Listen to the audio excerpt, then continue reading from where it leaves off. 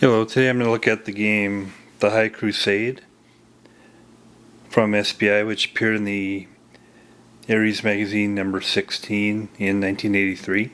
So this is based on the same name novel, The High Crusade by Paul Anderson, which is an excellent novel. The premise is that during the 1300s, the English army is amassing to face the French, and as the English are moving along to battle, coincidentally, at the same time, an alien scouting party from the Worskorics stop by, and they happen to come across each other, and from the numbers and ferocity of the English knights, they're able to overwhelm the aliens. And once overwhelmed, they're able to subdue one of the aliens, and that alien is cooperative, so then they learn how to do their spaceships. And the English then feel they should go around the galaxy creating an empire consistent with their culture. So that's the High Crusade. It's a bit implausible, but let's see how it plays out. The artwork is well done. Definitely shows what's going on here, with a kind of bloodlust knights coming across the aliens here. Looks like they look like kind of dog lizard people, maybe, in like some kind of all-terrain vehicle, which is interesting. Maybe sometime I'll walk through different Ares magazines, because they have a lot of interesting articles. The article on galactic empires, how they would function. What's great about this game, and whenever I come across a game that's based on a novel and where the author is correlated with the board game, and in this case contributes an article to Ares, it's pretty incredible. So Paul Anderson, the author, has several pages here. The game itself the rules are 16 pages. So the players are the humans, the English, versus the Worskorics. And then there's also some independent races and thrall races, which makes it interesting. Comes with a 22 by 33 inch game map, 200 playing counters, the rules. It references a box edition here. I've not come across any box editions of this. If I see one, I'll definitely pick it up.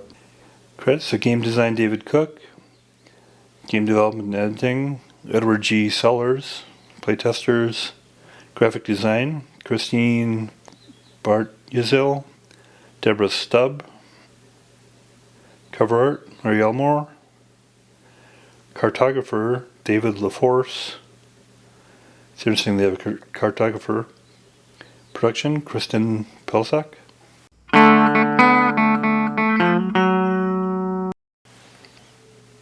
Of course, the magazine game doesn't come with dice, so I'll use a couple small SPI dice from another game. Good quantity and good mix of counters. Two-sided, kind of typical half-inch by half-inch third time. Clip the corners. So these are all the counters here, and then the unique ones are down here, and I'll show those in more detail. The different colors, of course, indicate the different races. So the red are the English, the blue are the Worskorics, the light purple are the thralls, and these are some independent entities. The Shek leader, Besar von Ethelbert. So these are all leader counters, and how they're indicated is on the front side there's of course the name, symbol, combat rating, political rating, and then if there's a title, so B for instance is Baron, K is night. On the flip side of them is the wounded ratings.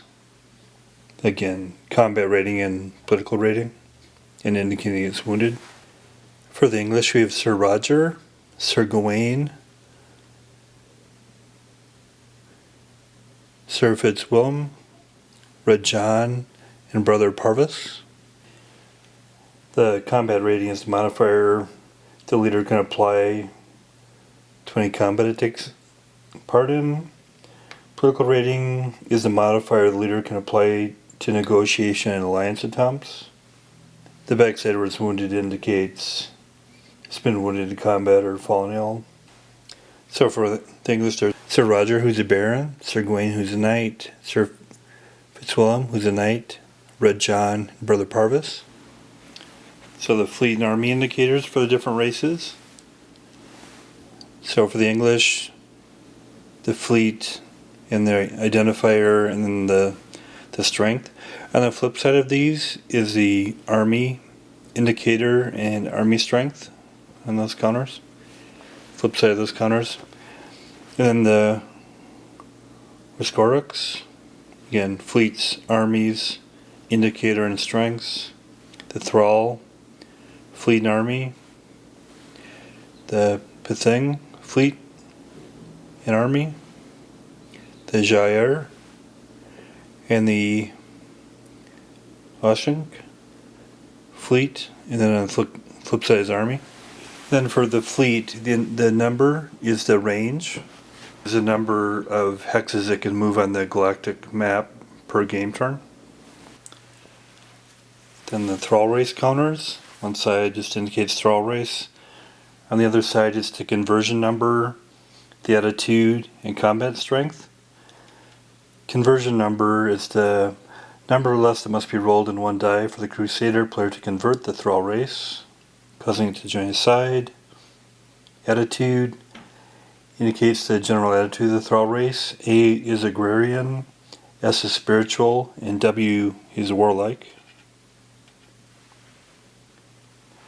And then there's garrison strength marker. On one side the Warsagorix, on the other side you flip it over and it's the English. Lord Satellite, off and on. These are fief markers.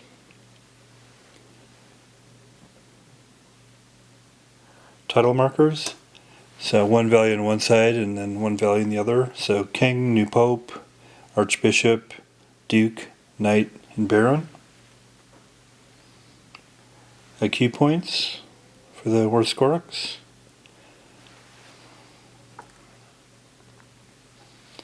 Uncollected strength point markers for the Esnik, Jair, Warscorix, Crusaders.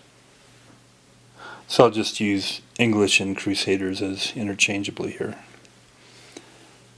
Equipment points and the unknown strength chit. So question mark on one side and then the strength number on the other. Then there's the castle, church, cathedral markers, and they have different, these are on different sides of the counters. And the fort destroyed marker on the flip side of a castle marker. Alert, heresy, defector, holy grail, inside, ionic storm, game turn, and equipment points. So here's the map. It's at 22 by 33 inches. It's a thickish paper. I like the art. It's well done with the different planets, and the colors are nice, and it's kind of got sci-fi kind of styling of the numbers. I like that. The fonts seem to fit the play pretty well. I wish on the various tables, I wish the colors kind of jumped out a little bit. They're a little bit too gray for me. I wish they were a little bit lighter so they popped out a little bit more. Overall, it's very good. It's a nice, enjoyable colorful look at it, but not, I think, just enough color to make it enjoyable, I think. And good, some detail on the planets too. So it shows part of the Gorix Empire. So the hexagons are either, space or part of a planet. Each hex is 5 layers across. Of course, the size of the planets are exaggerated to see detail in the planets. The Crusader home planet. The Crusader capital. The Gorix imperial capital, and the home planets of the independent races are named. Some planets have fort and fortress symbols on them. There's a fortress, and that's a fort. That's a capital indicator. Next storm entry hex. Thrall race box. Alert satellite box. Terrain modifier. Defense zone color. Then I always like it when tables are included on the boards. You don't have to consult the rules. You just look at the table. So is the Gorix combat table. Used to resolve all combats conducted by Gorix and Crusader ally forces. Crusader combat table. Used to resolve combats conducted by Crusader forces. Game turn, equipment track, and it's a 2-player game, so on each side. Record passing and game turns, as well as Crusader players' current equipment point total, and the combat modifiers gained. Strength tracks. Used to record the current strength of all armies and fleets currently in play. A key track. Used to record the Gorix players' current intelligence concerning the Crusaders and combat modifiers gained for this. Random events table. Used to find the random event for each player for the game turn. Crusader title boxes.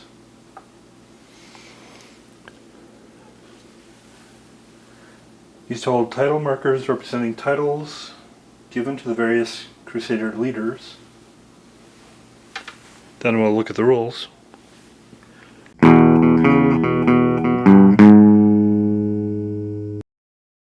Getting into rules here, so it goes by game turns with several phases per game turn.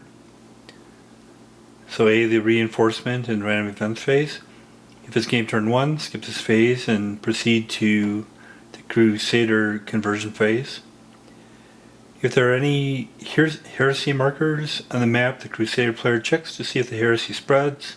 1 die roll is made for every heresy marker on the map at the beginning per phase of the phase. On die roll of 1 or 2, a heresy marker is placed on the converted planet nearest to the heresy being checked. Both players place their reinforcements for every capital the capital player controls. He receives 1 strength point of reinforcement. The Crusader player controls all capitals with a castle marker on them. The Gorix player controls all others. Strength points can be entered as fleet or army points.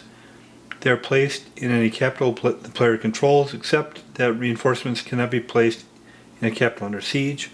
A player may concentrate his reinforcements in a single capital or divide them among several capitals. If the player has a fleet or army in the capital in which the reinforcements enter, he may add the reinforcements directly to that piece, adjusting the proper strength marker on the strength track. If the player has fleet or army pieces available, he may create a new fleet or army. Army strength points may also be entered as a garrison marker. If no fleet unit is available, the player may still create fleet strength point reinforcements by placing his uncollected points marker on the proper number of the strength track. These points can be collected by any fleet that ends its turn in a unbesieged capital controlled by the player. The Crusader player rolls 1 die for each ally he has. The result is the number of strength points the ally has for reinforcements that game turn. These reinforcements must be entered on the home planet of that ally. The Crusader player can enter these points as either ally fleet or ally army strength points. If a Crusader ally army or fleet is on its home planet at the beginning of this phase, reinforcements can be added directly to the unit. Army strength points can be used to create garrison markers if it is impossible to reinforce an existing ally army or to create a new one. Fleet strength points can be taken as uncollected strength points if it is impossible to reinforce an existing ally fleet or to create a new one. Creative strength points can never be combined with Crusader ally strength points to create a single unit. The Crusader player rolls 2 dice and finds his result in the random events table. Depending on the results, the events can be immediately put into play or applied at a later phase of the game. Turn. The Warskarix player repeats procedure to find his random event. If either player has a captured enemy leader, he checks to see if the enemy leader defects. If the player rolls 1 die. If he rolls a 6, the enemy leader has defected and is now treated as a friendly leader in all respects. The player places a defector marker on the leader. If there are ionic storms, roll 1 die to find the direction the ionic storm will move. Move the ionic storm accordingly. In the Crusader conversion phase. On any planet where the Crusader player has a Crusader leader, the Crusader player can look at the face-down Thrall race on the planet. After examining the Thrall race, the Crusader player announces whether he is attempting to convert that race. And then you resolve all conversion attempts. Crusader fief assignments and title phase. The Crusader player assigns all newly converted Thrall races as fiefs to the appropriate Crusader leaders. That leader's army strength is adjusted for the strength points received from the Thrall race. If a fleet or army is indicated, a Thrall race fleet and army are placed on the planet. An unknown strength marker is then randomly chosen from the strength cup. This is the strength of both the army and fleet and is noted on the strength track. The unknown strength marker is then set aside and is not used for the rest of the game. The Crusader player can give titles to any eligible leaders.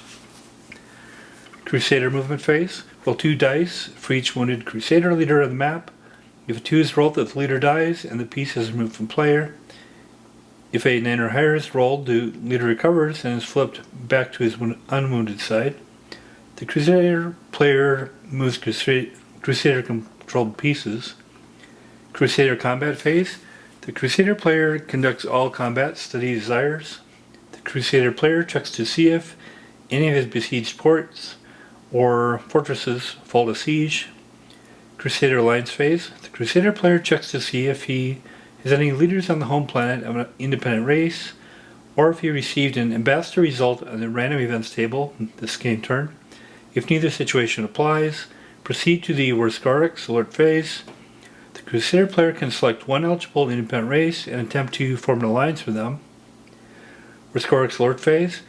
The Warskarix player checks his IQ track to find his current number of IQ points. He receives 1 alert marker for every IQ point he has, and 1 extra alert marker if the initiative random event has been rolled. He can then alert 1 planet for every alert marker he has available. The Warskarix player can only alert planets within 8 hexes of a planet that is alerted or has Crusader controlled units on it at the beginning of the phase. If all unalerted planets are greater than 8 hexes from these, the Warskarix player must alert the planet closest to one of the above listed types of his choice. When all planets in a defense zone are alerted, the zone's alert satellite marker is flipped over to its on side. The individual alert markers on the planets in that zone can be removed. Then, the Warskarix movement phase. Roll 2 dice for each wounded Warskarix leader of the map. If a 2 is rolled, the leader dies and the piece is removed from play. If a 9 or higher is rolled, the leader recovers and is flipped back to his unwounded side. The Warskarix player moves his pieces as he wants. The Warskarix combat phase is handled in the same manner as Crusader combat phase, using the appropriate table. Alliance disruption phase. If the Warskarix player has a leader on a Crusader ally home planet, he can attempt to break the Crusader alliance. Then game turn record phase. Game turn being played if the game turn being played is the final game of the turn of the scenario, Both players check to see if the scenario victory conditions occur. How to win. The Rescorix player can win any scenario by eliminating all Crusader units and leaders, preventing the Crusader player from fulfilling the scenario victory conditions. The Crusader player can win any scenario by fulfilling the scenario victory conditions. How to move. Movement restrictions. During the proper movement phase, each player can move as many of his pieces as he chooses to move. Armies and leaders can move through space only when carried by fleets. The movement of unalerted Rescorix players is restricted. How to move fleets. Each fleet has a raised number printed on it. This is the number of hexes the fleet can move in a single turn. No fleet is required to move any or all of its range. A fleet must always end its move in a hex occupied by a planet. If a fleet cannot end its move on a planet, it cannot be moved. A fleet can never enter a hex that is occupied by an enemy piece or an enemy controlled fort or fortress. How to move armies. Armies and garrison markers can move from one land hex to another during a turn. They can enter a hex containing enemy units only to besiege enemy units inside a fort or fortress in the hex. At the beginning out and end of its movement, an army can pick up or drop off garrison markers. If strength points are picked up, the army strength marker on the strength track is increased by a number of points collected and the garrison marker is moved from play. If strength points are dropped off, a garrison marker is placed on the map and the proper number of army strength points is subtracted from the strength track. How to move leaders. A leader must be aboard a fleet to move through space. A leader on a planet can move from one land hex to another during one turn. A leader can enter an enemy-occupied hex only if the leader is stacked with a friendly unit that is besieging an enemy-occupied fort or fortress in the hex. Armies, fleets, and garrisons do not need leaders in order to move. Captured leaders can be moved by the capturing player, so long as at least one army or fleet strength point is stacked with them. If this condition is not met at any time, the leader has escaped and he returns to the control of the owning player. Transporting pieces. The only way armies, garrisons, and leaders can travel from one planet to another is to be transported by a fleet. A fleet can carry one army strength point or garrison strength point for each fleet strength point it has. Any number of leaders can be carried by a fleet. Friendly pieces that are stacked with or are adjacent to a fleet can be loaded if they have not moved that turn. A fleet can load and unload leaders and units at any point during its move, but unloaded pieces cannot be moved any further that turn. Pieces can be unloaded in any unoccupied hex of a planet that a fleet can enter. Crusader armies, garrisons, and leaders can be carried on Ally fleets. Ally armies, garrisons, and leaders can be carried on Crusader fleets. Alerting Rescorix planets.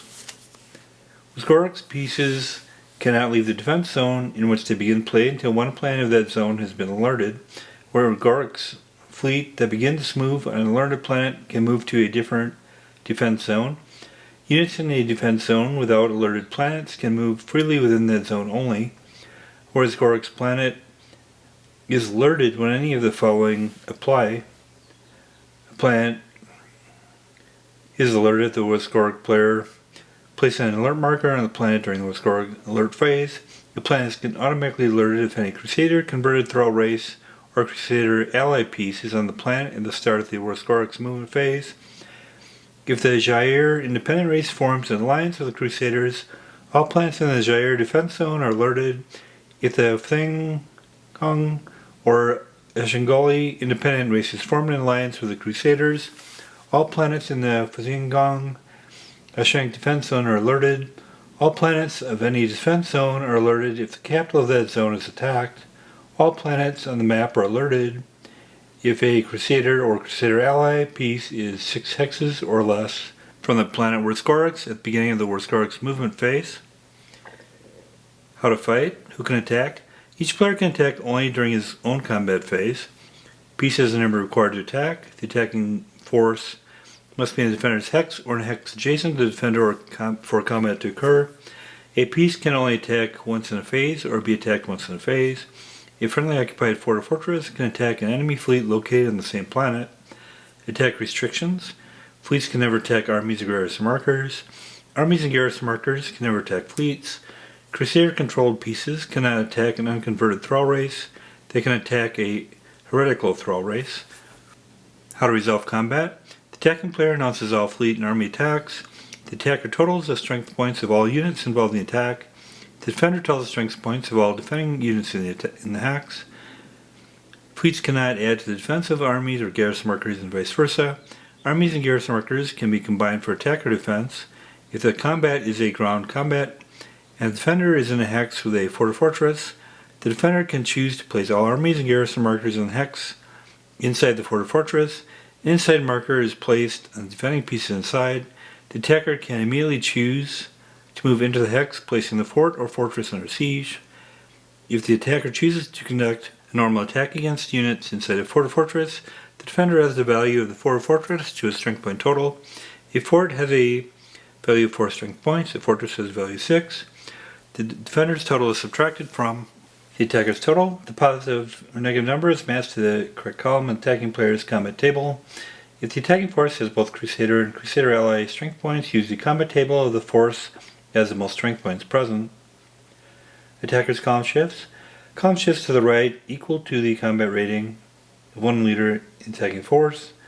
1 to the right of Brother Parvis is the only attacking force, Crusader player only. 1 to the right of Crusader Fur is in effect, Crusader player only. 1 to the right if the True Grail is with the attacking force, Crusader player only. Column shifts equal to the equipment point modifier for the Crusader player. Column shifts equal to the IQ point modifier for Wisgorix. Column shifts to the right equal to the terrain modifier of the planet, its ground combat, and the modifier is preceded by an A. Defender column shifts. Column shifts to the left equal to the combat rating of 1 leader in its defending force. 1 to the left if Brother Parvis is in the defending force, Crusader player only. Column shifts to the left equal to the equipment point modifier, Crusader player. Column shifts to the left equal to the IQ point modifier, Wisgorix. Column shifts to the left equal to the terrain modifier of the planet. If the combat is ground combat and the modifier is preceded by a D, each player adds up all its column shifts. The smaller total is subtracted from the larger. The result of the final number column shifts in favor of the player's larger total. The final result can never be more than 3 column shifts. The player who suffered losses can, at his option, attempt to reduce the number of strength points he loses if he has a leader present. The player announces the number of strength point losses he will attempt to ignore. 1 die is rolled. If the number is equal to or less than twice the number of strength points being ignored, the attempt has failed and the leader is wounded. The leader piece is flipped to its wounded side. If the leader is already wounded, he has been killed and is removed from play. If the die roll is greater than twice the losses being ignored, the attempt has been successful and the specified strength points are not lost.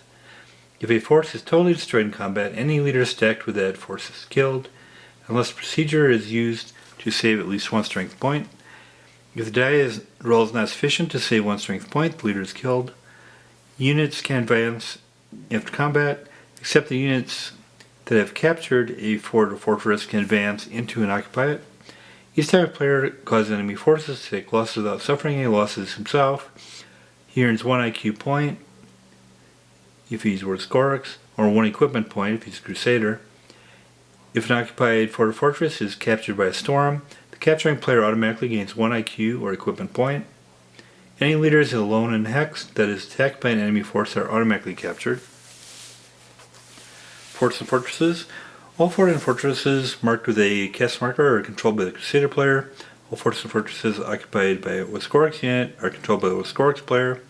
Forts and fortresses without castle markers or Wisgorix units in there are uncontrolled. An occupied fort or fortress can be used to attack enemy fleets during the enemy movement phase. If the fort or fortress is occupied and under siege, it can attack any enemy fleet that attempts to leave any hex of the planet and travel to space. Fleets can move from one hex of a planet to another, the same planet, without being attacked.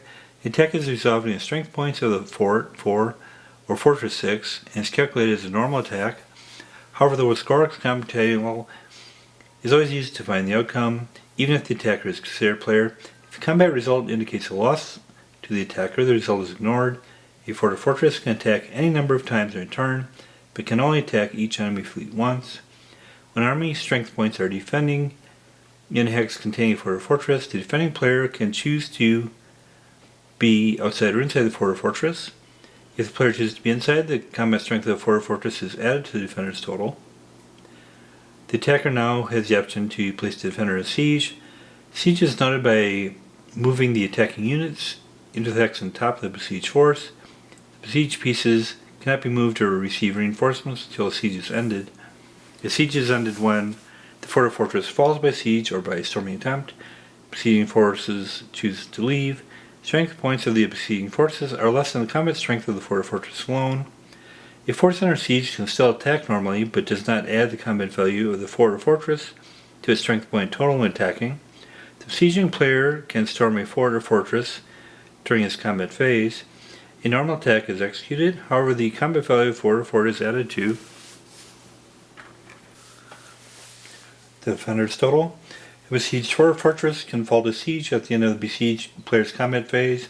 When die is rolled, Crusader forts and fortresses will fall in a roll of 1, whereas Gorik's forts and fortresses will fall in 1 to 3. All strength points in a fort or fortress that falls are lost. All leaders are captured. 1 equipment point or IQ point is immediately gained by the victorious player. A fort or fortress can be captured in the following ways. It falls by siege or storming attempt. All defending units are eliminated. As a result of the treachery random event, if a treacherous leader takes command of a Crusader-controlled fort or fortress, the Gorik's player may freely move Gorik's units into the fort or fortress. If Gorik's units enter, all Crusader-controlled and treacherous leaders in the fort or fortress are captured at the end of the Gorik's combat phase, and all treacherous combat units in the fort or fortress are eliminated at the end of the Gorik's combat phase. The fort or fortress is unoccupied, in which case it can be freely entered by either side. There's different cases. The Crusader player marks a captured fort or fortress by placing a castle marker on them. The Gorik's player removes the castle marker when his forces capture the fort or fortress. The victorious player can immediately occupy a captured fort or fortress with any units that took part in the attack. A fortress can never be destroyed, only captured. A fort can only be destroyed by the nuclear attack. Nuclear attack. The Crusader player can make a special nuclear attack once per turn. The Crusader player announces which army or garrison marker is making a nuclear attack. This is a special form of grounded combat. A unit that makes a nuclear attack cannot make a normal attack in the same game turn. A unit subjected to nuclear attack cannot also be attacked normally in the same game turn. The Crusader player rolls 1 die and compares the number to his current equipment point total. If the die roll is equal to or less than this total, the nuclear attack has succeeded. The Gorik's forces in the force lose a number of strength points equal to the roll of 2 dice. The Crusader player then lowers his equipment point total by 1, regardless of whether the nuclear attack was successful or not. Equipment points are never collected for a successful nuclear attack. The Gorik's player can remove the strength points from any army or garrison markers in the hex, or can choose to destroy a fort if a fort is in the attacked hex. If a fort is destroyed, it satisfies all losses called for by the nuclear attack.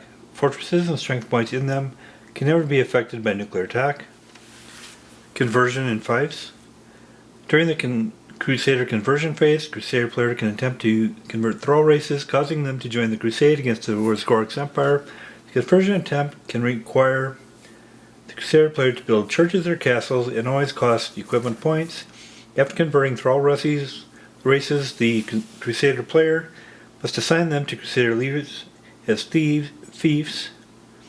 Once a fief is assigned, the Crusader player will gain army strength points and possibly extra fleets and armies. Conversion restrictions. Thrall races with a Crusader leader on the planet can be converted during the phase with the following restrictions. Thrall races can be converted only by Crusader leaders. Crusader ally leaders cannot convert thrall races. A Crusader leader must be on the surface of the planet. Only 1 conversion attempt can be made on any planet each turn, regardless of the number of Crusader leaders present on the planet at the time of the attempt. Brother pirates can only attempt to convert thrall races whose attitude is spiritual. The hex occupied by the Crusader leader contains no Gorik's fleets, armies, garrison markers, forts, fortresses, or leaders. The Crusader leader attempting the conversion cannot be at his fief limit for its current title. The The Crusader player must have at least 1 equipment point for every thrall race he attempts to convert, 2 if the thrall race is warlike. Agrarian, no special considerations, spiritual. Yes. Before the thrall race can be converted, the Crusader must build a church or cathedral on the planet. Warlike, W. A castle must be built on a planet before the thrall race can be converted. This condition will be satisfied if the Crusader forces capture an existing fortress on the planet. To build a church on a planet, the Crusader player must have at least 1 fleet, army, or garrison marking unit, or Brother Parvis on the planet for an entire game turn. This piece cannot move or take part in any combats. A church marker is placed under the thrall race marker to note that a church is under construction. At the beginning of the next Crusader conversion phase, the church marker can be placed in any Crusader-occupied hex on the planet. The procedure used to build a cathedral is the same as that for a church, except for length of time. At the end of the first term of construction, the church marker is flipped over to its side marked cathedral. The construction process is repeated. At the end of the second turn, the cathedral marker is placed on the planet. To build a castle on the planet, the Crusader player must have a fleet, army, or garrison marker on the planet. Other than this, the procedure is identical to that of building a church. How to convert. Announces all conversion attempts he wishes to make. The Crusader player can attempt to convert none, some, or possibly all eligible thrall races. Provided he has enough equipment points. The Crusader player rolls 1 die for each conversion attempt and modifies it by the following that apply. Add 2 if the Wiscorix player has any pieces on the same planet. Add 1 if there are any heresy markers on the map. Subtract 1 if the attitude or thrall race is not spiritual and the Crusader has built cathedral on the planet. Subtract 2 for every equipment point over 1 spent over 2 if race is warlike. Subtract 2 if the Crusader currently has alliances with all 3 independent races. If the modified die roll is greater than the conversion number of the thrall race, the attempt has failed. The piece is turned face down. If the modified die roll is equal to or less the conversion number of the thrall race, the attempt has succeeded. The thrall race marker is left face up. The Crusader player must not immediately subtract 1 equipment point if the converted race's attitude is agrarian or spiritual. If it's warlike, subtract 2 equipment points. This subtraction is in addition to any equipment points spent to modify the die roll. Equipment points are spent regardless of the outcome of the attempt. Assigning fiefs. All thrall races converted by the Crusader player must be immediately assigned to a Crusader leader. This is done by placing the proper fief marker in the thrall race of the planet, thrall race blocks of the planet. Every Crusader leader, except Brother Parvis, has a fief limit. It's determined by his current title. If the planet is converted by any leader other than Sir Roger, the leader's fief block marker is placed in the thrall race box. If the planet is converted by Sir Roger, the fief marker of any Crusader can be placed. Except in Sir Roger's fief marker must be placed on the planet if a leader other than Sir Roger has become king. If the planet is converted by the king, the Crusader player can place a fief marker of his choice on the planet. As soon as a fief is assigned to a leader, the combat strength of the thrall race is immediately added to the leader's army strength on a strength track. If the leader is not present when the fief is assigned, a garrison marker is placed underneath the fief marker. These points can be collected by the leader any time he lands on the planet. Brother Parvis did not have fief markers, cannot lead armies, and does not collect army strength points. Each fief assigned to him is assumed to be part of the church property. All army strength points gained from fiefs for Brother Parvis are lost. If a converted thrall race marker has an asterisk on its front, the Crusader player has gained a fleet and army. The appropriate thrall, fleet, army, and leader pieces are placed on the map. To determine the strength of both the fleet and the army, 1 strength marker is randomly drawn from the cup. Strength is noted on the strength track. The marker is placed on the side and is not used for the rest of the game. No more than 2 thrall race fleets, 2 thrall race armors can be played at any time. Reconquest. During the Wiscorix combat phase, the Wiscorix player can attempt to regain control of any converted thrall race. To regain control, the Wiscorix player must have a Wiscorix leader on the planet. The Wiscorix player rolls 1 die. Die rolls modified as followed. Add the combat rating of the thrall race, number of Crusader or Crusader ally strength points on the planet. 1 if the thrall race is warlike. 3 if the thrall race has a fleet and army. Subtract 1 point for each IQ point spent to modify the die roll. If die roll is less than or equal to the Warskarik's political rating, the Thrall race has been reconquered. The Thrall race mark is turned face down. The Crusader player no longer controls the Thrall race. The Thrall race can be converted and reconquered any number of times. The Crusader gains strength points for an army and fleet, if applicable, only the first time a Thrall race is converted. The Crusader player does not gain additional strength points if the Thrall race is converted after being reconquered by the Waskariks. If a converted Thrall race is reconquered by the Waskariks, the fief marker remains on a planet, and the conquered planet counts against the leader's fief limit. If the planet is reconquered by Crusader forces, the Crusader player can reassign the fief to a different leader if he chooses. Titles.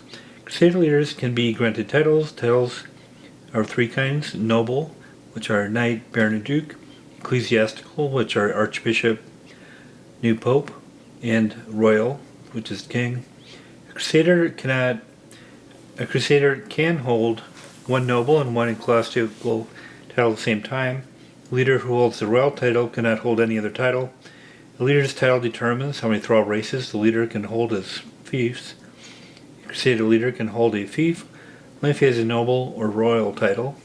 Exception: Brother Parvis did not need a noble title to hold fiefs. The number of fiefs that can be held by each title is listed below. So king, any number; duke, 8 fiefs; baron, 3; knight, 1. Ecclesiastical titles have no effect on leader's fief limit. Titles can be given if certain conditions are met. Knight. The king, or Sir Roger if there's no king, can make any leader a knight. Both leaders must be in the same area as the church during step 2 of the fief assignment and Crusader title phase. Baron. The king or Sir Roger, if there is no king, can invest any knight with the title Baron. Both leaders must be in the same area as the church during step 2 of the fief assignment and Crusader title phase. Duke. The king can invest any baron with the title Duke. Both leaders must be in the same hex as the cathedral during step 2 of the fief assignment and Crusader title phase. King. The new pope can crown any titled Crusader leader king. All Crusader leaders must be in the same hex as the cathedral during step 2 of the fief assignment and Crusader title phase. Archbishop. The new pope, or Brother Parvis, if there is no new pope, can't proclaim another leader archbishop. Both pieces must be in the same area as the cathedral during step 2 of the fief assignment and Crusader title phase. New pope. An archbishop can proclaim another archbishop or Brother Parvis. The new pope, Brother Parvis, does not have to be an archbishop to receive the title of new pope. Both leaders must be in the same area as the cathedral during step 2 of the fief assignment and Crusader title phase. The leader cannot grant more than one title per turn, nor can he receive more than one title per turn. The leader cannot grant any title in the same turn that he receives any title. Sir Roger loses the ability to grant titles if some other Crusader leader becomes king. Brother Parvis loses the ability to grant titles if some other Crusader leader is given the title of new pope. Alliances. During the Crusader alliance phase, the Crusader player can try to make an alliance with an independent race. During the alliance disruption phase, the Waskariks player attempts to break existing Crusader alliances. At the beginning of the game, all independent races are neutral, no alliances are enforced. To form or break an alliance, the player must have a leader on the home planet of the race the alliance attempt will be made with. Note that the Gyre race has 2 home planets. During his alliance phase, the phasing player announces which leader on an independent race home planet will be used to make, if Crusader, or break if Waskarik an alliance. When die is rolled and the leader's political rating is added to the die roll, there is an enemy leader on the planet when the attempt is made. Political rating of one enemy leader is subtracted from the die roll. If the modified die roll is greater than or equal to the alliance range printed on the map, the attempt is successful. Brother Parvis cannot be used to form an alliance. However, if he is present with the leader attempting to form an alliance, Brother Parvis can add his political rating to the attempt due to his translation ability. If the Warskarik's player makes an attack on an independent race, home planet, or attacks an independent piece, that race is permanently allied to the Crusaders. Such an alliance can never be broken. If an alliance is made, the race is not a Crusader ally. The Crusader player can immediately place Crusader ally pieces on the ally's home planet or planets. The number of strength points that can be placed is equal to the result of one die roll placed on the map. Each turn the alliance is in effect. The Crusader player can enter one die roll worth of reinforcements during the reinforcement step. Crusader ally pieces controlled by Crusader player and can be used normally. The Crusader ally leader is placed with any new Crusader ally piece. If an alliance is broken, the ally immediately becomes neutral. No piece belonging to that independent race can be removed or take part in combat. The Crusader player can attempt to reform an alliance with that race. Then scenarios. The only difference between the two scenarios are victory conditions. There's the basic, last 15 turns. These both players have set up. Victory conditions are checked at the end of the game, turn 15, see who won the game. Crusader player wins by capturing playable scars, or by capturing 4 of the other 6 capitals, or by converting 9 thrall races. In order to win by converting thrall races, Crusaders must have a king at the end of the game. The Gorks player wins by preventing the Crusader player from achieving his victory conditions, or by eliminating all Crusader units and leaders. Campaign scenario. Game lasts 30 turns. Crusader player wins by controlling all capitals in the map, or by converting 14 thrall races. In order to win by converting thrall races, the Crusaders must have a king at the end of the game. The Gorks player wins by preventing the Crusader player from filling his victory conditions, or by eliminating all Crusader units and leaders. Then random event explanations. Crusader random events. Leader falls ill. When Crusader leaders become ill, to determine the leader, immediately roll and die and find the result shown there. The piece is flipped over to show the leader's wounded side. You find the wounded side already. The leader has died and is removed from play. Earth. Another random event. Crusaders have learned. So in this game they've lost track of where Earth is. So for the Earth random event, the Crusaders learned the general location of Earth. One Crusader leader must be removed from play during the Crusader movement phase, along with at least 1 fleet strength point. The leader is placed on game turn equipment track. Beginning with the next turn, the Crusader player can roll 1 die at the start of the Crusader movement phase. If 5 or 6 are rolled, the leader without any strength points is returned to play at Throxian. Each turn after this, the Crusader player will lose 1 fleet strength point at the beginning of each Crusader movement phase. This random event can occur only once. All subsequent rolls of this event are treated as no event. Reinforcements. The Crusader player immediately rolls 1 die and enters the number rolled as strength point reinforcements. Reinforcements can be used as either fleet or army strength points. They enter using the same method as normal reinforcements. Ally becomes neutral. One Crusader ally immediately leaves Crusader alliance. If there are no Crusader allies, this is treated as no event. If there is more than 1 Crusader ally, the Crusader player has his choice of what ally will leave the alliance. The units of that race cannot be moved until the alliance is reformed. Grail. The word Gorks player immediately places the Grail piece on any planet occupied by Gorks or Crusader controlled pieces. The Grail piece can be taken and carried by any army or fleet. Be transferred if both units in the turn in the same hex. When a Crusader leader reaches Grail piece, the Crusader player rolls 1 die. If the result is 1 or 2, the Grail is real. The true Grail will give a 1 column shift to all combats fought by Crusader controlled force possessing the Grail. The true Grail can be captured from the enemy in the same manner as the leader. Crusading fervor. During the Crusader combat phase, all attacks are shifted 1 column to the right. Brother Parvis cannot be used to give a column shift when Crusading Fervor is in effect. Crusading Fervor lasts 1 turn. Annex Storm. 1 die is rolled to find the entry point. An Annex Storm marker is placed in the entry hex, matching the number rolled. 1 die is rolled for the direction of the storm. The storm will move in that direction. The number of hexes equal to 1 die roll. In the reinforcement and random events phase, the direction and distance is determined again. An Annex Storm affects the hex it is in and all hexes it is adjacent to. No fleet can enter an area affected by an Annex Storm. Fleets in an Annex Storm area of effect cannot be moved. Heresy. Heresy marker is placed immediately on the planet. At the beginning of each reinforcement random events phase, A check is made to see if the heresy spreads. All other conversion attempts suffer a +1 penalty to the die roll as long as the heresy marker is in play. Heresy marker can be removed by building a cathedral on the heretical planet or by attacking the thrall race on the planet if a cathedral is already built. Any attack resulting in a defender loss will remove the heresy. Heretical planet remains under Crusader control, but does not satisfy any scenario victory conditions. If the word Gorix player attacks forces on a heretical planet, the heresy marker is removed. Treachery. One Crusader leader other than Sir Roger and Brother Parvis, or a Crusader ally leader, goes over to the Gorix side for one turn. The leader is chosen by the Crusader player during the reinforcement random event phase.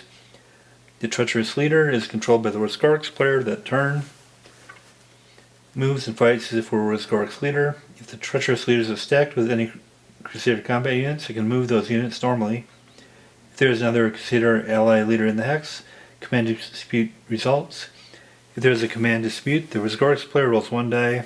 If the roll is less than the treacherous leader's political rating, the treacherous leader has assumed command of all combat units in that hex. Ambassador. A diplomat from a neutral independent race arrives at Sir Roger's camp. During the Crusader alliance phase, the Crusader player can attempt to form an alliance with the independent race. The Crusader player has the choice of which independent race the diplomat is from. Then Gorix random events. Withdrawal. The Gorix player must immediately move from play a number of strength points equal to the roll of 1 die. Reinforcements. 1 die is rolled. This is the number of strength points the Gorix player receives. All reinforcements enter immediately at the planet's Gorix. Rebellion. 1 thrall race of the Crusader player's choice converts. The thrall race piece is flipped to its converted side during the reinforcement and random events phase. No fief marker is placed. When a Crusader leader lands on the planet, his fief marker is placed on the planet. Lies. Gorix player loses 3 IQ points. These points are subtracted immediately. Initiative. During the Gorix alert phase, the Gorix player can play 1 extra alert marker. Earth. The Empire has learned the location of Earth. During the Gorix movement phase, the Gorix player gains 1 IQ point for every 5 fleet strength points he removes from play. This can be done only during the Gorix movement phase.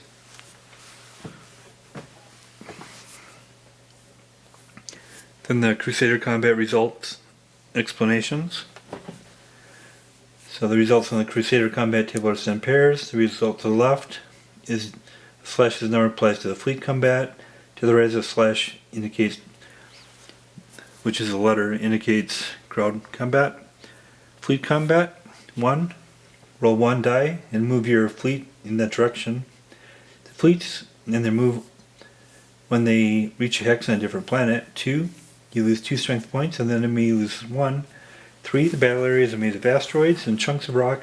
Roll 1 die to see which side had worst navigators. 1 to 3 was Gorix, 4 to 6 Crusaders. The unfortunate player rolls 1 die and adds 2 to the result. The final total is the number of strength points destroyed. 4. Fight hand to hand. The Gorix, unprepared, suffer badly. Roll 2 dice to find the number of enemy strength points lost. 5. Each player loses 1 strength point. However, during the delay, someone managed to affect the nearest alert satellite. If the satellite is off, it is immediately turned on. If it is on, it is immediately turned off. Planets in the defense zone whose alert satellite was turned on become alerted. If they are not alerted already, all planets in the defense zone whose alert satellite was turned off become unalerted. 6. Each player rolls 1 die to find the number of strength points he loses. 7. The battle is a trap. Roll 1 die to see if you escape the trap. 1 to 3 no. 4 to 6 yes. If you are trapped, you lose strength points equal to the roll of 2 dice. If you escape, the enemy loses strength points. 8. Roll 1 die to find the number of strength points you lose. 9. Place an ionic storm marker in the hex you are in. No combat can occur. 10. Roll 2 dice to find the number of enemy strength points lost. And then ground combat. Letter A. Gorix lose 1 strength point for every 2 strength points you're attacking with. B. You try a strange enemy bomb. Roll 1 die to see if it explodes in your camp or his. 1 to 3 Crusader, 4 to 6 Gorix. Roll 2 dice to find the number of strength points you eliminated. you lose C, you lose 1 strength point for every 3 defending or score strength points. D, you manage to arrange a truce, no combat occurs. E, the Rescorix have no armor to protect themselves. Roll 1 die to find the number of Rescorix strength points lost. F, you lose the number of strength points equal to the roll of 1 die. G, you terrify the Rescorix troops with your bloodthirstiness. The Rescorix player loses 1 strength point for every 3 strength points you attack with. H, you go with the Rescorix and attacking you. They advance and fall into your traps. Roll 1 die and add 3 to the total number of enemy strength points lost. I, roll 1 die to see if the knights are successful. 1 to 3, no. For a success. If successful, the enemy loses a number of strength points equal to the roll of 1 die. If unsuccessful, you lose a number of strength points equal to the roll of 1 die. J, you order your men to drive a wedge through the lines and capture the leader. You lose 3 strength points doing so. The enemy loses a number of strength points equal to the roll of 1 die. If the enemy's losses are greater than yours, you have wounded the enemy leader. Then we'll get into step and play.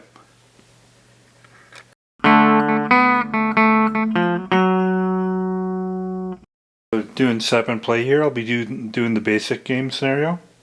First of all, you take the thrall race markers and you have them set just their thrall race size shown, so you can randomize them. Rescorix player puts them on the thrall race spots, and there's 20 spots and 18 markers, so there'll be a couple that aren't covered. And the Rescorix player can look at them to see what they are after they place them. And then you take the unknown strength markers and just set them aside. And I caught Bryce to have them here, so I'll just draw them as I want to get those randomized values. And the Rescorix player assigns strength points to the fleets and armies and places them in the appropriate units in the capital. Hex for each defense zone except for the Phyrexian zone. So the different defense zones. Here's the Phyrexian one. All the rest you have on the capital of the zone. And for instance, here in Rescorix, here's the capitals. You put the army and fleet. And the setup is and then for each of the army and fleet, you start with 10 strength points, which are set them up over here on the strength point track. So for the Rescorix defense zone, orange, Jair, green, purple, Thagong, and Aztec defense zone, you put armies and fleets each with 10 strength points and 1 leader. And I'll put the leaders on the capital too. Then in addition, the Rescorix player places 5 army strength points, 5 fleet strength points, and 1 leader on any planet of the Phyrexian defense zone. So I'll put them here. Again, leader, army and fleet, and the army and fleet each have 5 strength points. Then the 7 alert satellites are placed in the alert satellite boxes, and they're all initially off, except for the one in the Phyrexian defense zone.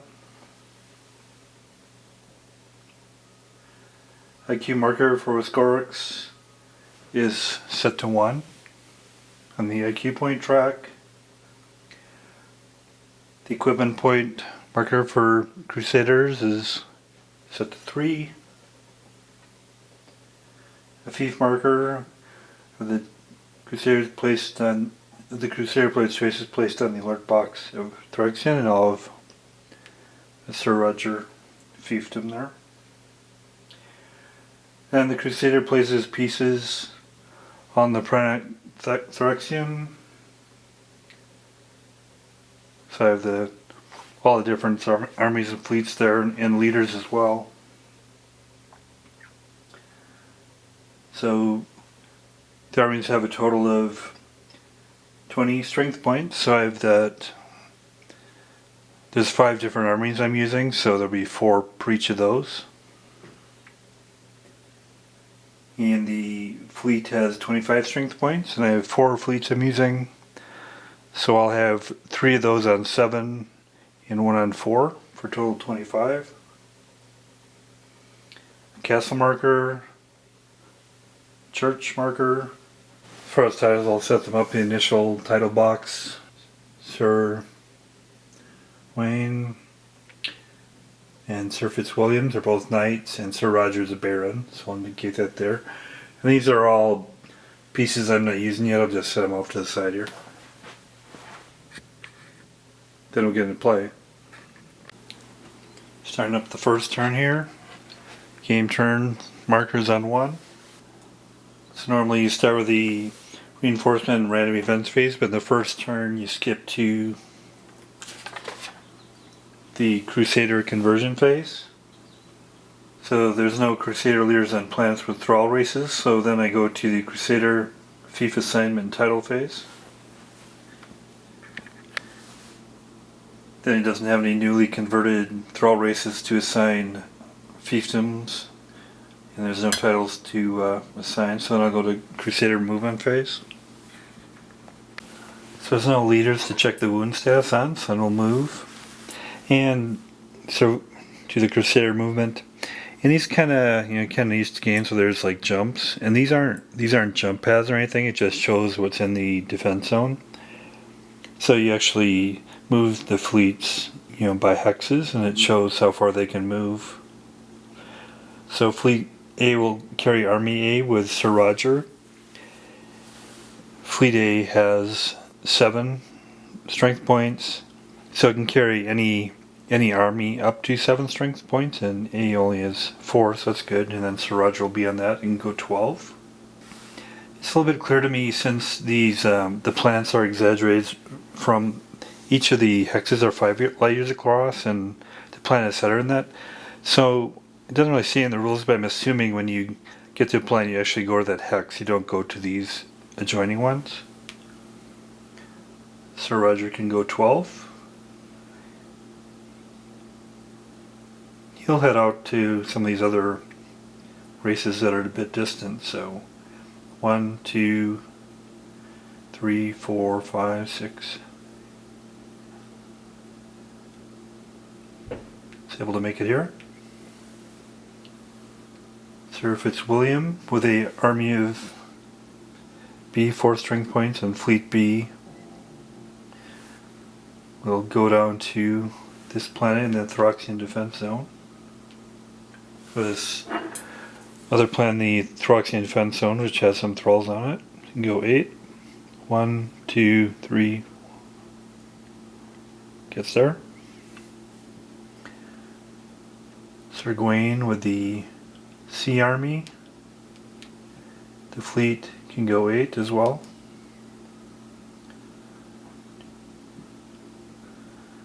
Makes it there. So they don't spread themselves too thin. Actually, he'll just stay on the planet for now. And Red John is in the fortress with Army E. And then there's a castle and church on Thraxian. And the leaders and armies will disembark from the fleets onto the planets they landed on.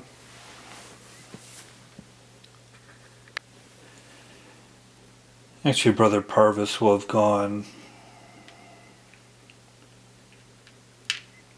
with Sir Roger's group, so I can attempt to do conversions there. Combat phase, they can't attack, the Crusaders can't attack Thrall unless they're heretical, and they're not yet. Alliance phase,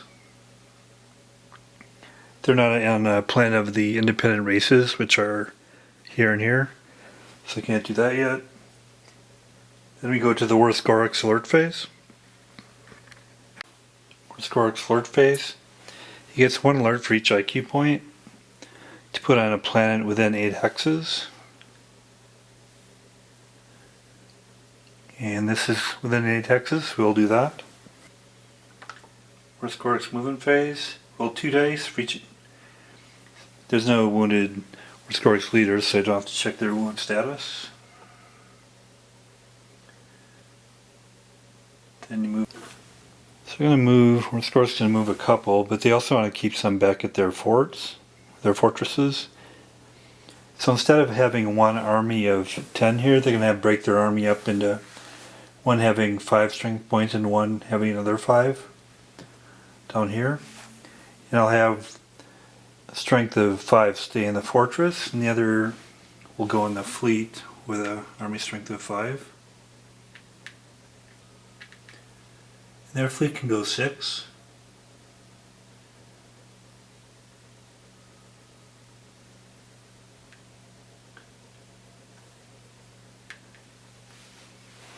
I'll go here and then drop off their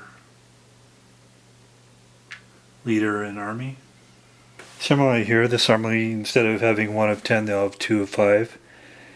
And one with the 5 strength will stay in the fortress, the other of the 5 strength will go in the fleet with the leader. And they can also go 6. So the Rescorix is just checking out which thrall this is. Its conversion number is 3, it's agrarian. So there's no special efforts made that have to be made to convert that. But they'll just kind of take a defensive posture there. And there's no combat. The Alliance disruption phase. He doesn't have a leader on a Crusader ally home planet. So that's the end of that turn. Then we'll move to turn 2. So the second turn starts out with the reinforcement and random events phase. So if there's any heresy markers on the map, check see if the heresy spreads. There's no heresy markers. And both players place the reinforcements. For every capital, player receives 1 strength point reinforcement. So the Crusader only has a capital Anthraxian, so you'll get a point for that, and Army E is on the capital there, so I'll move him up 1 point. And then with Rescorix get control all the other capitals, which is 6, and they can put them in armies or fleets on those capitals, distribute them among them if you want. So they have Army J and Army M on capitals, so they'll put some reinforcements there. Move him up 3 and move J up 3 as well. The Crusader would also roll for reinforcements for the ally he has, but he doesn't have any allies yet, so he won't do that. Then the Crusader player rolls 2 dice and finds the result on the random events table. 8, Ionic Storm. So we'll see where that appears. These are the various Ionic Storm placements. 2 occurs over here. So the Ionic Storm enters at 2 location here, then we roll for direction. 4 goes straight down, and we'll see how far it goes. Goes 3. So that's right above this planet.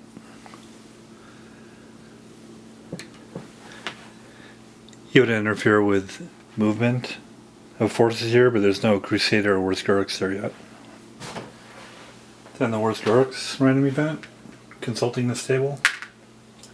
8, Rebellion. That's nice, he gets a free conversion, so he gets to choose which one. He'll convert this one. So indicate that you just flip them over so that you can see the front side. So that's not converted. And normally you'd have to expend points to do that, but he doesn't need to since that was a random event. And then you would check for defections of captured enemy leaders, but there are no captured right now, so don't do that. Then we go to the Crusader conversion. So he's going to attempt to convert a couple. This one he got converted by the random event. But he's going to try to convert this thrall race and this one. So he'll look at the values. He has to expend a equipment point for the conversion attempts for each of them. And he only has 3, so he'll have to expend 2. They're both agrarian, which means if they were spiritual, the thralls, they'd have to build a church first. And if they're warlike, they'd have to build a castle first, but they don't have to do that. Look at the conversion number, which is 3 here, 2 there. And see if there's any modifiers, but none of that. So you just roll it and see if it's equal to that or less, and then they're successful. 1. So he's successfully, this thrall is successfully converted. And I'll indicate they're converted by just keeping them on the face side up there. This one over here, their conversion number is 2. And Brother Parvis can usually only convert them if it's a spiritual, but there's another leader with them, so they can still convert them. They're successful there as well. And then I'll reduce the equipment points from 3 to 1, since they had to expend 2 equipment points for that. Yeah, if they've been converted, they're assigned a fiefdom. Since Wayne's over here, they'll assign that to Wayne's. That's an Wayne's fiefdom, and this will be a Sir Roger fiefdom. The benefit of them converting the thrall, they get the 2 combat points from the thrall here added to the Army C, which is there, so that goes from 4 to 6. Similarly, 2 combat points from the thralls here goes to Army A, so it moves their strength up from 4 to 6. And they can put a garrison on there that they can call upon later. Put a garrison. If the converted races had an asterisk, they would get a fleet or army, but they don't, so that's not the case. And then conveying titles. If Sir Roger is in the same hex as another and on a church or cathedral, there's options for knighthood or baronhood, for instance, but they're not. He's not on the same place as a church with the others, so I'm not going to do that. Crusader movement. Sir Roger with his fleet and army are going to come over here and meet the Warsgorics. He can move 12, so he's got plenty of ability to do that. And they'll unload from their fleet. Similarly, Fitzwilliam will come up. Sir Fitzwilliam. He'll get off his fleet. So there's the combat going on. I thought I'd just brought him out here to show what's going on. So we have the defending Warsgorics leader with an army, and they're actually located in a fort. And then attacking is Sir Roger with an army, Sir Fitzwilliam with an army. So you sum up the total. So for Army A and B, it would be 6 plus 4, 10 points. And then for the Warsgorics, Army G is 5 points. And since the Warsgorics is in a fort, they get 4 more, so now it's 10 to 9. So a +1 differential in favor of the attacking Crusaders. Then we do column shifts. So column shift to the right equal to the combat rating of the leader, of one of the leaders. And Sir Roger has a 3, so we can go 3 columns to the right. Right, defenders can go to the left equal to the combat rating of one of the leaders, which is 1.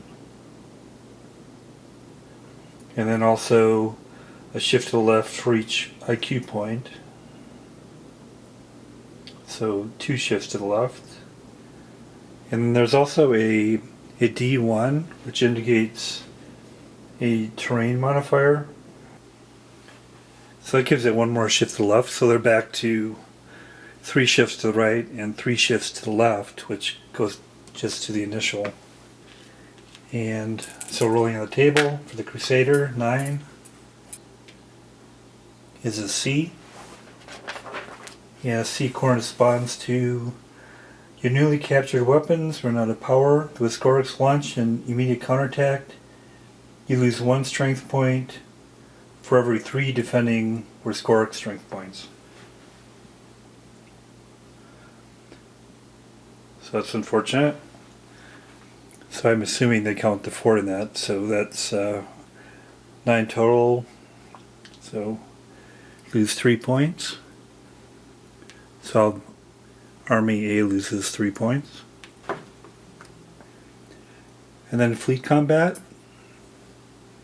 We have Fleet A and B have a total of 14 strength points. Fleet G has a total of 5, so 9. Then we look at the modifiers for that. So the leaders are off the fleet, so there's no leaders on the fleet, so no ship modifiers. There's also a column shift equal to the equipment point.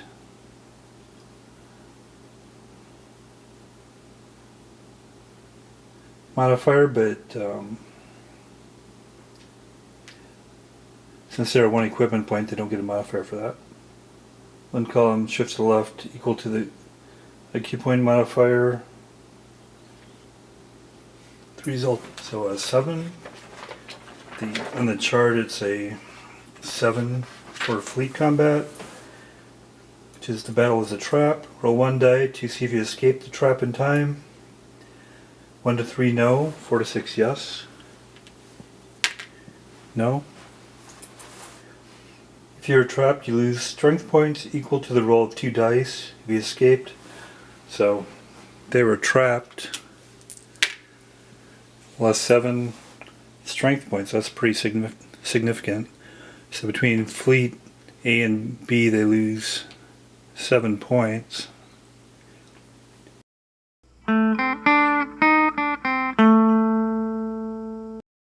So it's a bit how to play the High Crusade, based on Paul Anderson's novel. Appeared in Ares magazine. It's from SPI in 1983. It's unique in a lot of ways, and that's what I enjoy about it. Oh, it's an interesting theme of medieval knights going across the galaxy, combating aliens. Components are nice for a magazine game. I like the counters and the map. Map is very nice. It's got detail and it's definitely got a sci-fi look to it. A couple interesting things are, you go about converting races, and then the Crusaders start at planet and go out, and then the Empire has to withstand them. It's interesting to do a space game that doesn't have like jump points in it. I kind of like that for a change, where you have to go across the hexes to the different locations. It's nice that there's ground combat as well, and you get, there's not a whole lot of hexes on the planets to move around, so that's somewhat of a limitation. It's just how the map is. But it's nice you got ground movement and space movement. I like you have titles. I like how they do capturing the strength points of the fleet, so you don't have to put it all on the board. You have this track on the bottom where you can keep track of the strength points. I like that. You got to think about alerting. You got different random events. The combat table is a little bit different, then it gives descriptions about what the things effects mean. So it kind of gives more flavor to it. And the fact that it's based on a novel with all that background is always a plus, so I appreciate that. Enjoyed it. Now I think it's got a lot of replayability. I'll give that a 7 out of 10. Thanks a lot.